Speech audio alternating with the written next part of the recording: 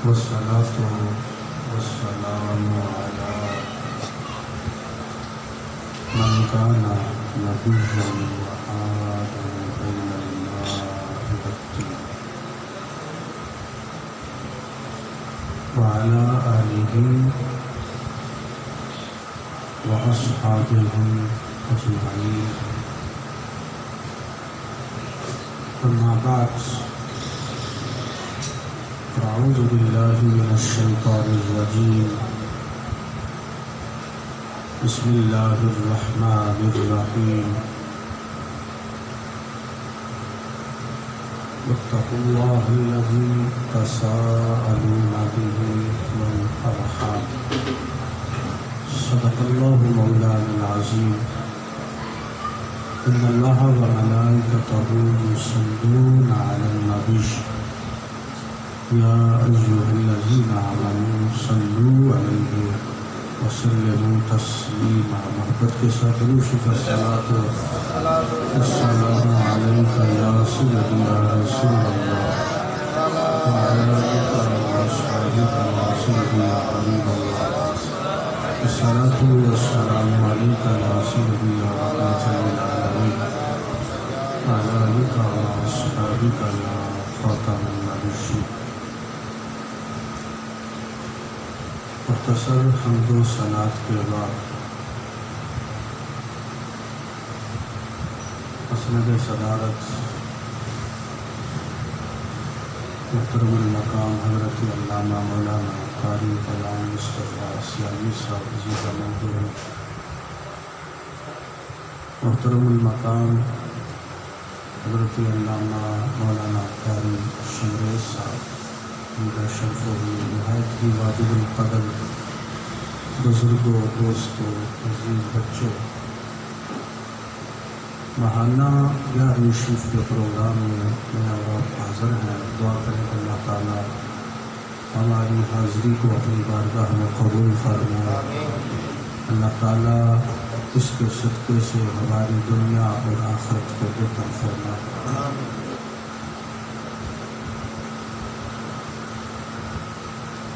اللہ تعالیٰ کا بنایا ہوا نظام ہے جس میں مختلف طریقوں سے ہم بدلے ہوئے ہیں.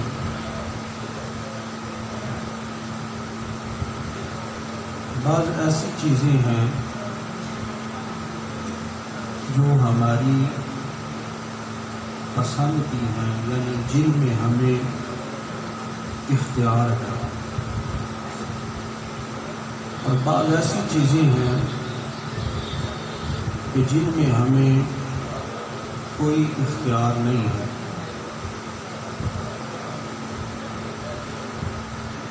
آپ جس گھر میں پیدا ہوئے، آپ کا باپ کون ہوگا، آپ کی ماں کون ہوگی، آپ کے بہن اور بھائی کون ہوں گے، آپ کا چچا، آپ کا تایا کون ہوگا، یہ آپ کا اختیار نہیں، یہ اللہ تعالیٰ کا نظام اور اس کا قانون ہے.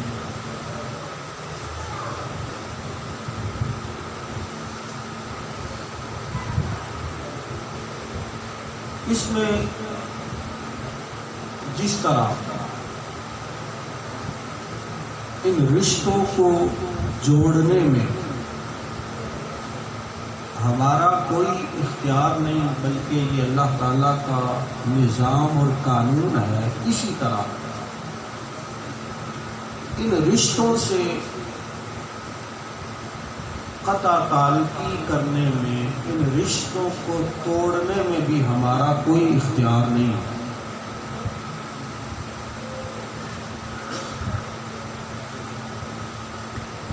جس طرح باپ مال کا مالک ہوتا ہے، لیکن وہ اس مال کو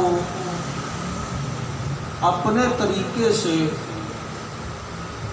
بچوں میں تقسیم نہیں کر سکتا. بلکہ اس کے لیے اللہ تعالیٰ نے قانون بنایا ہے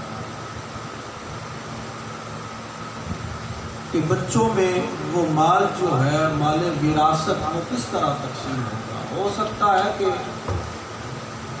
اگر باپ کو اختیار دیا جاتا، اگرچہ مال اس کا ہے، اس کو اختیار دیا جاتا، تو ہو سکتا ہے کہ جو بچہ اس کی خدمت زیادہ کر رہا ہے یہ سارے کا سارا مال اسی کو دے دے گا۔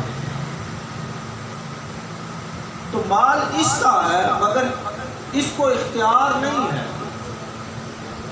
اس کی وفات کے بعد جو اللہ تعالیٰ نے مال وراثت میں قانون بنایا ہے یہ اس کے مطابق تقسیم ہوگا۔ یہ الگ بات ہے کہ ہم نے اللہ تعالیٰ کے اس قانون میں بھی اپنی منمانی کو شامل کر دیا، تو یہ ہمارے یہاں ہوتا ہے، ایک رواج بن گیا ہے کہ جب مال وراثت تقسیم ہوتا ہے تو اس مال وراثت میں سے بیٹی کو محروم کر دیا جاتا ہے۔ بچوں میں مال تقسیم ہو جاتا ہے، جائیداد تقسیم ہو جاتی ہے، لیکن بیٹی کو اس مال میں سے حصہ نہیں دیا جاتا۔ یہ ہمارے ہاں رواج بن گیا، حالانکہ شریعت نے اس بچی کا حق رکھا ہے۔ تو جب شریعت نے رکھا ہے ہم اس کو اس کے مال سے کیوں محروم کر رہے ہیں؟ اس باپ کو کیا پتا کہ اس کی بیٹی اس سے کتنا پیار کرتی ہے، کتنی محبت کرتی ہے۔ وہ بیٹے آخر بیٹے ہوتے ہیں، وہ تجھے بھول بھی سکتے ہیں، مگر وہ جو تیری بیٹی ہے تیری وفات کے بعد بھی جب باپ کی سالانہ برسی آتی ہے تو وہ اپنے خاوند سے کہتی ہے کہ مجھے کپڑے نہ لے کے دینا، مگر میرے باپ کی برسی آ رہی ہے، ختم آ رہا ہے، مجھے کچھ چند پیسے دو، میں کچھ سامان خرید کے لاؤں اور اپنے باپ کے ایصال ثواب کے لیے میں ختم دلوانا چاہتی ہوں۔ سبحان اللہ۔ اور یہ بھی مشاہدے میں بات ہے کہ جب ماں باپ کے ختم کا دن آتا ہے تو بیٹا فون کرے گا مولوی صاحب کو، قاری صاحب کو فون کرے گا، قاری صاحب کچھ کلام الہی پڑھی ہے تو وہ مجھے دے دے۔ خود نہیں پڑھتا ہے، لیکن بیٹی وہ ہے کہ جو کسی سے مانگتی نہیں کلام الہی، بلکہ وہ اپنے والدین کے ایصال ثواب کے لیے اگر قرآن پڑھی ہے تو وہ خود اس کی تلاوت کر کے اپنے باپ کو ایصال ثواب کرتی ہے۔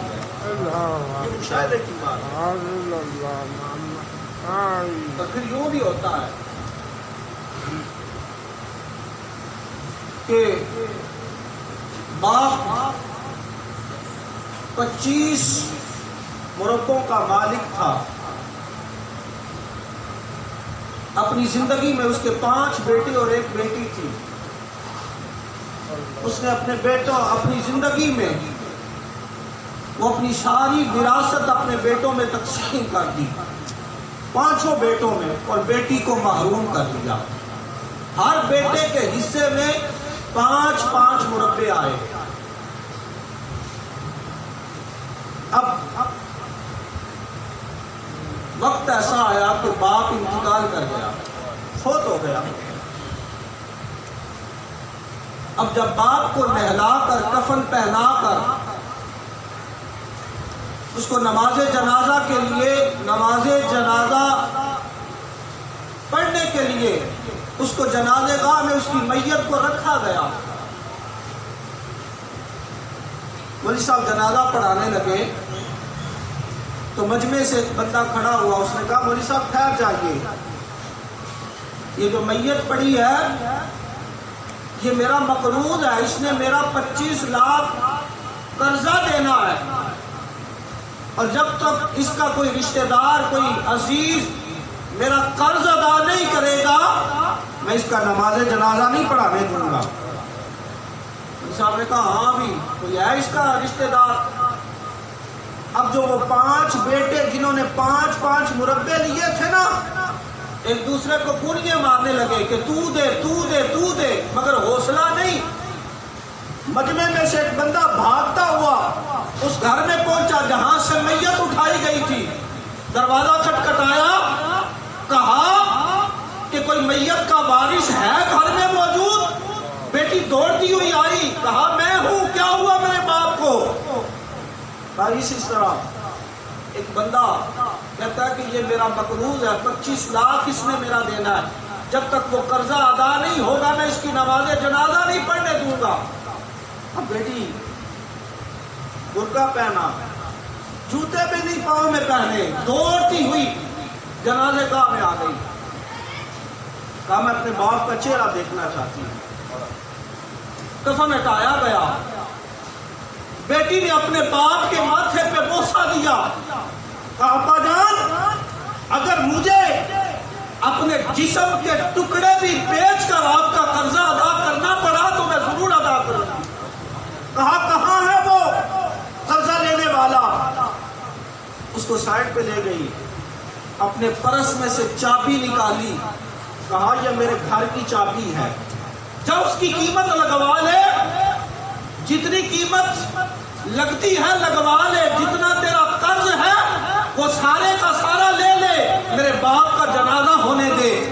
وہ جو قرض خواہ تھا اس کی آنکھوں میں آنسو آ گئے، رو پڑا، کہنے لگا کہ اس نے میرا قرضہ نہیں بلکہ میں نے اس کا قرضہ دینا ہے، میں تیرے باپ کا مقروض ہوں، میں تو یہاں وارث تلاش کرنے آیا تھا، یہاں پر تو 5 مربوں کے تو وارث مجھے ملے ہیں مگر تیرے باپ کا وارث نہیں ملا۔ اے بیٹی تو نے اپنے باپ کا بیٹی ہونے کا حق ادا کر دیا ہے، یہ لے 25 لاکھ میں نے تیرے باپ کا قرضہ دینا تھا، یہ لے لے اور یہ تیرا ہے اور تو اس کی وارث ہے۔ بیٹیاں تو ایسی ہوتی ہیں۔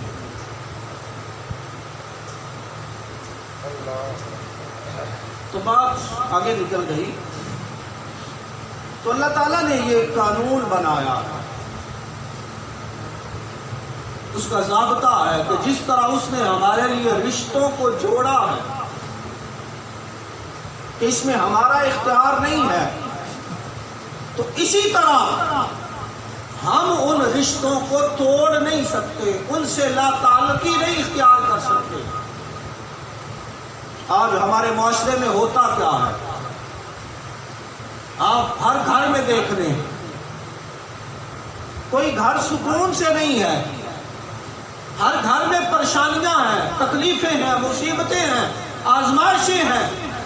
اس کی وجہ کیا ہے کہ ہم نے جو اللہ کا قانون تھا، جو اللہ نے ہمارے لیے ایک ضابطہ بنایا ہے کہ اس نے ہمارے رشتوں کے ساتھ ہمیں حکم دیا ہے ان رشتہ داروں کے ساتھ صلہ رحمی کرو، ہم نے کیا کیا؟ ہم نے ان سے منہ موڑ لیا۔ کیا یوں ہوتا نہیں ہے کہ عدالتوں میں بھائی نے بھائی پر کیس کیا ہوا ہے اور وہ جو باپ کی حلال کی کمائی ہے وہ ہم وکیلوں پہ لٹا رہے ہیں۔ سکے بھائی نے سکے بھائی پہ کیس کیا ہے چند مرلوں کے لیے، اس نے اتنی میری زمین جو ہے وہ زیادہ لے لی ہے۔ اگر تو وہ چند مرلے اپنے بھائی کو آج چھوڑ دے گا نا، کوئی بات نہیں، بھائی ہے، اگر اس نے چند مرلے زیادہ لے لیے تو کیا ہو گیا؟ آج تو چھوڑ دے، خدا کی قسم جب تو قبر میں جائے گا تو تیرے لیے قبر میں سکون ہی سکون ہوگا۔ لیکن کیا ہوتا ہے جب تک شادی نہیں ہوتی گھر میں سارے اکٹھے ہوتے ہیں، اب شادی ہو گئی، بیویاں آ گئی، بچے ہو گئے، اب ہوتا کیا ہے کہ ایک ہی گھر میں دو تین بھائی رہتے ہیں تو دیواریں بنا لی ہیں، گھروں میں دیواریں بن گئی، اور اپنے بھائی کو یہ کہہ دیا کہ میں مر بھی گیا تو تو میرا منہ نہ دیکھنے آنا۔ ہمارا تو حال یہ ہے، اور بعض دفعہ یوں بھی ہوتا ہے کہ ہمارے رشتہ داروں میں سے جو غریب ہوتا ہے ہم اس سے منہ پھیر لیتے ہیں کہ کہیں یہ ہم سے پیسوں کا سوال نہ کر لے۔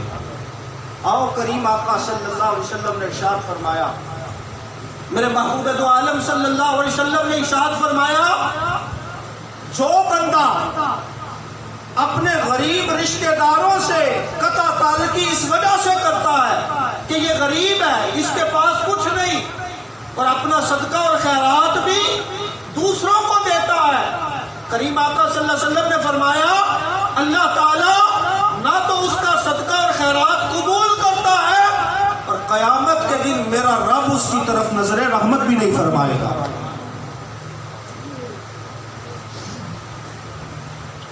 اور محبوب دو عالم صلی اللہ علیہ وسلم نے ارشاد فرمایا، اس موضوع کی بڑی ضرورت ہے ہمیں۔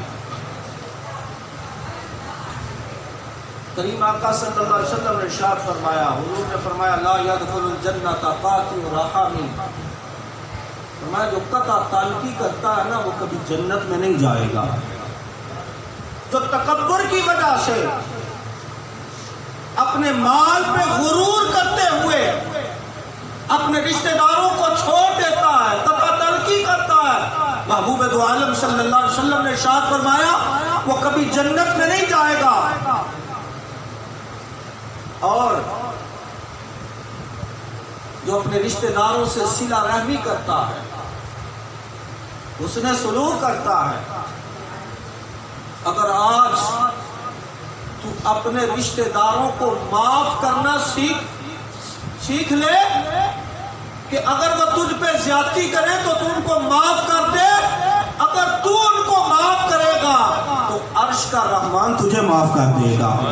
اگر تو اپنے رشتہ داروں سے راضی ہو جائے تو رحمان تجھ سے راضی ہو جائے گا، اگر تو ان کے ساتھ حسن سلوک کرے گا، ان کے ساتھ نیکی کرے گا تو تیرا رب تجھے اتنا نوازے گا، اتنا نوازے گا کہ تیری دنیا بھی بہتر ہو جائے گی، تیری آخرت بھی بہتر ہو جائے گی۔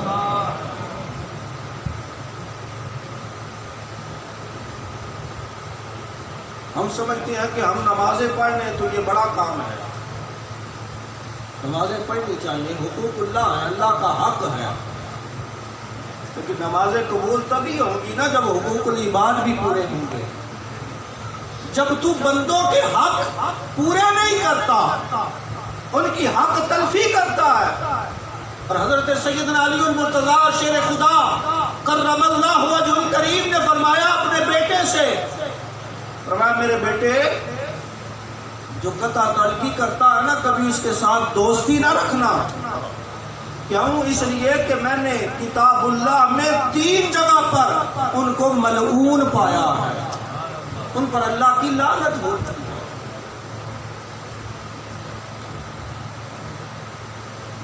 تو آئیں اگر گھروں میں سکون چاہتے ہیں، اپنے گھروں کی روشنیاں بحال کرنا چاہتے ہیں،